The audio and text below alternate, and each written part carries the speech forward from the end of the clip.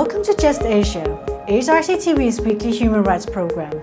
These are the headlines. Dalit girl paraded as thief in Nepal. Philippines drug operations killed 10. Government body in Kerala selects Dalit priests. Pakistani police forced to arrest transgender rapist and attacker after protest. No prosecution of police shooting at residence in Panay, Indonesia. 3 urgent appeals from India and Sri Lanka.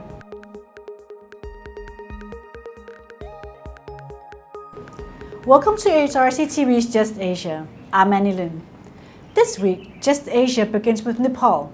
A distressing case of caste discrimination saw a 14-year-old Dalit girl paraded in Belbari Municipality-2 of Morang district with shoes around her neck, soot smeared on her face, and a tag of thief stuck on her body. The Dalit girl was accused of stealing 700 Nepali rupees from the purse of Anita Danuwar, which was kept on a bed inside her house on October 5. She was also beaten with nettle greens, causing her body to swell. Police rescued the girl immediately after they were informed of the abuse, and she was taken for medical treatment. 7 persons were arrested, including Anita Danuwar. The girl is visibly shaken after the incident and fears to stay in the village. There's a strong chance of her being socially ostracized, as it happens in many cases of caste-based discrimination.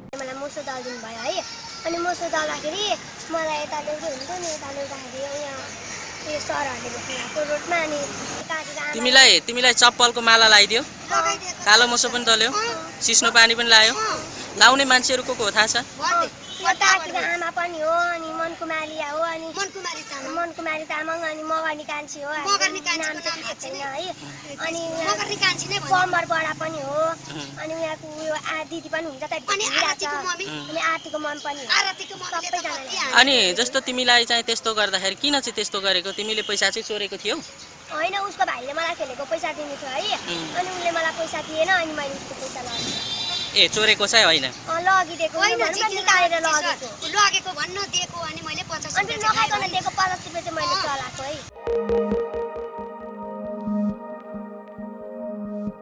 Next, in the Philippines, at least 10 suspects were killed after they fought with the police in 24-hour simultaneous anti-narcotics operations in 23 cities and towns in the northern Bulacan Province from October 5 to 6. The drug raids also led to the arrest of 136 drug suspects and the seizure of 112 grams of methamphetamine hydrochloride, locally known as shabu, and 66 grams of marijuana, said the police. In August, Bulacan Province saw 32 deaths in a single night during drug raids lauded by President Rodigo Dutertes. Meanwhile, rights groups and the international community have condemned the killings and violence associated with the drug war, in which some 7,000 persons have been killed.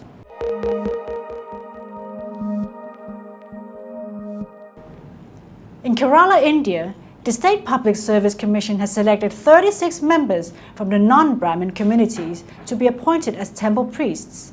6 of these are from the Dalit community. In Kerala, the administration and management of most temples are undertaken by the Devaswam boards, statutory bodies constituted by the government. Following the norms for recruitment of government staff, the Travancore Devaswam board selected a total of 62 persons after tests and interviews. Once appointed, the priests will also be transferred to different temples across the state during their career. The position of a temple priest in India has been the exclusive domain of the Brahmins for the past 3,000 or more years. In most of India, where Dalits are often prohibited from and attacked or lynched for daring to come close to temple premises, the appointment of non-Brahmin priests, including 6 Dalit priests, highlights the social transformation Kerala society has undergone. This example of ensuring that professions are populated by merit rather than birth highlights the social revolution that is possible against caste-based discrimination. Such positive and groundbreaking changes must be a subject of in-depth study, particularly by the Dalit movement in Asia. Just Asia speaks to Amelia Pullet, India staff at the AHRC, for details. The recent decision in Kerala to recruit temple priests from the Dalit and backward communities is a huge step forward in the fight against casteism. for the country. While this development shows the political awareness and political will that is necessary for such a move, it is more a reflection of the slow and steady social transformation that has been taking place in Kerala. The rise of grassroots social movements led by Dalit political and social leaders and the investment by families in the education of their children are some of the reasons for the present day acceptance of Dalits as temple priests. The positive developments in Kerala do not, however, mean that caste-based discrimination is dead or close to absent in the state. In fact, many temples in Kerala still continue to propagate many traditional practices that are blatantly casteist. For example, separate sitting areas for Brahmins and others, and so on. We do have a long way to go, therefore, but this is a great step, a positive and affirmative development for Kerala and indeed for India, and an example for Dalit movements across India and Asia to show that the shackles of caste can be slowly and surely broken.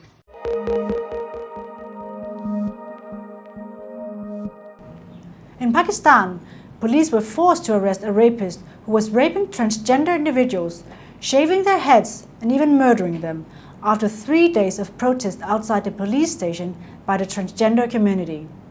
During August, the police of Karachi witnessed the murder of Chanda, the gang rape of Muskin, and the kidnapping of Payal, as well as the gang rape of other transgender individuals with no police assistance or protection. Pakistan's transgender community is the most ostracized and beleaguered community in the country.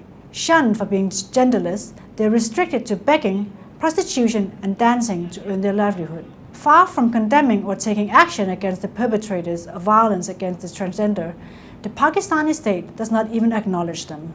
The Pakistani Daily Dawn newspaper has published a story on the violence suffered by the transgender community, together with video clips, as followed. Karachi में रहने वाले transgenders के साथ क्या सलूक किया जा रहा है, इनके साथ बहुत ज्यादती हुई है। कुछ अपराध इनके घर में घुस के घर को तोड़ फोड़ कर उनके साथ जबरदस्ती रेप करके चले गए हैं। देखिए आप लोग, मैं सोशल मीडिया से रिक्वेस्ट करती हूं कि जहां तक मुमकिन हो इनकी सपोर्ट की जाए। अगर इनको इंसाफ ना मिला और इनके साथ किसी ने सपोर्ट ना की तो मैं तमाम एनजीओ जो ट्रांसजेंडर्स के राइट्स के लिए बात करते हैं, वो मीडिया जो ट्रांसजेंडर्स के हकूक के लिए बड़ी बड़ी बातें करता है, उनसे रिक्वेस्ट है कि प्लीज इन लोगों की सपोर्ट की जाए। किसी के बाल काट दिए, इनके साथ जिनसी तशद्दुद किया गया, दरवाजे तक तोड़ दिए गए। मोहल्ले की ख्वाजसरा जो इनसे जिनसी ताल्लुकात कायम करना चाहते थे लेकिन वो ना कर सके तो घर में घुस के इनके साथ बहुत बड़ी ज्यादती की गई। जो इनके पास नकदी थी वो भी छीन ली गई।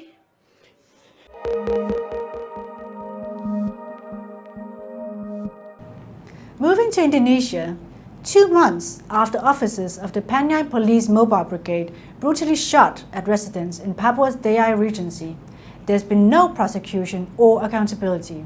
4 officers involved in the shooting and violence have been merely transferred to other posts after the Internal Police Ethics Court required them to seek forgiveness. The shooting occurred on 1st August 2017 when local resident Mr. Ravinas Dao was rescued from drowning in Onebo River. As he was in a critical condition, the residents requested the Putra Dewa Panai company to take Ravinas to the hospital in a company car parked near the accident area. The company's refusal to help the residents angered them, causing them to destroy company property. Shortly thereafter, the police mobile brigade from Panjai came and brutally shot the residents.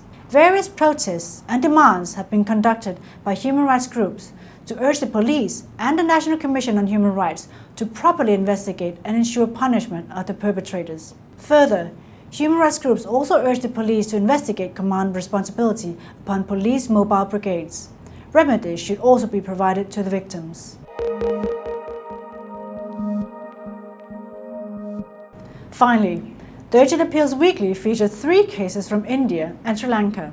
In India, a young man from Manipur had disappeared in the capital of New Delhi. There is considerable violence and racism against persons from India's northeast in the area, with many youth reported missing.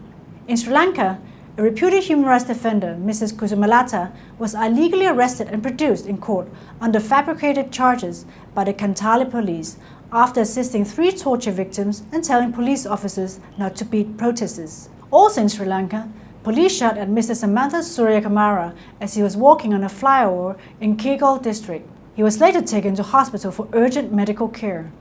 The police subsequently issued a communique stating that Samantha was innocent and the police were in the process of arresting another suspect. No further investigation or action has been carried out against the police.